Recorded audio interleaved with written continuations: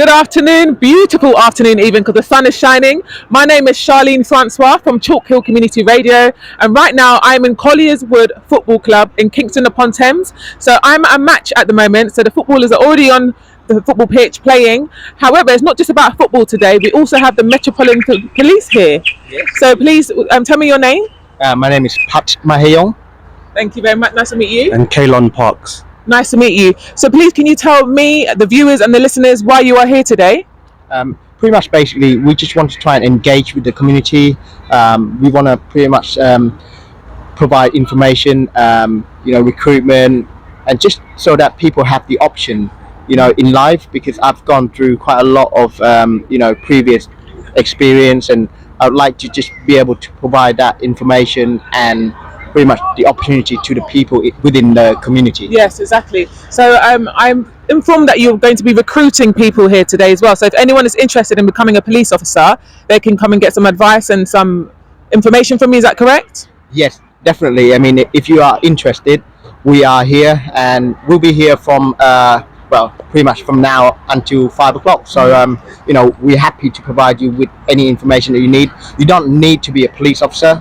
You can be police staff as well. Yeah. So it's a wide range. You might have skill in architecting, you might have skills in accounting, human resources.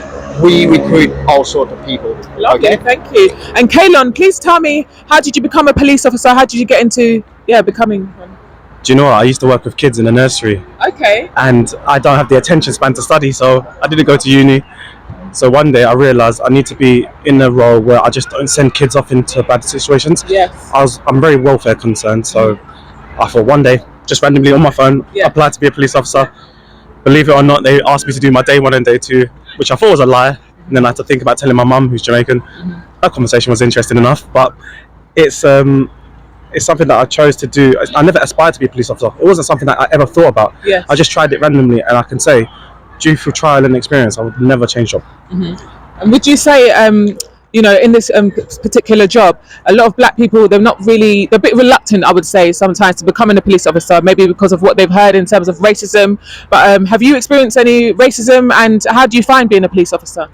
So this question I get asked quite a bit. I used to work in Brixton. I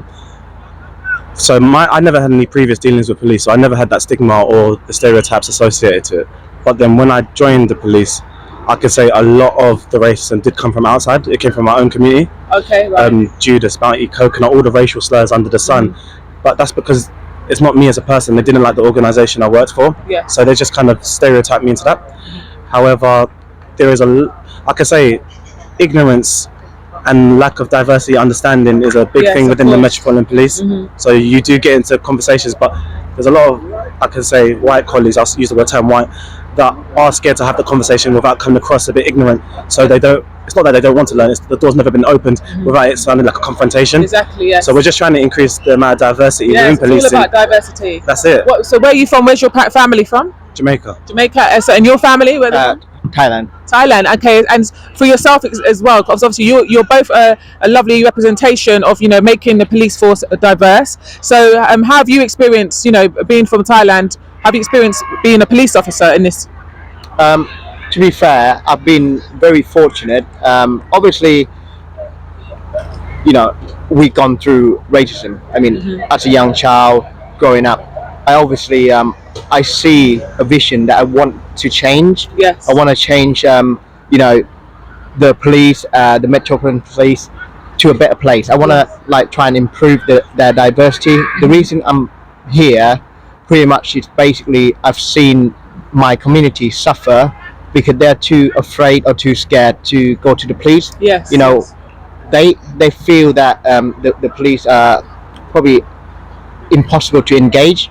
So when I become one, I was able to help my community in in several ways. I've done translation for stalking and domestic abuse, which is very important, because these information, the people of my community have no idea what it's about. Yes. They have no idea. They have no contacts. They didn't understand that if this sort of thing happened, who should I go to? Yes. So I was able to try and help these people to try and just know exactly where they can go to Yes. and who they can go to for support. And also, I've done with the rape case and the murder case, to help and support the victim Yes. because they cannot speak the language or they, fail to understand the English languages.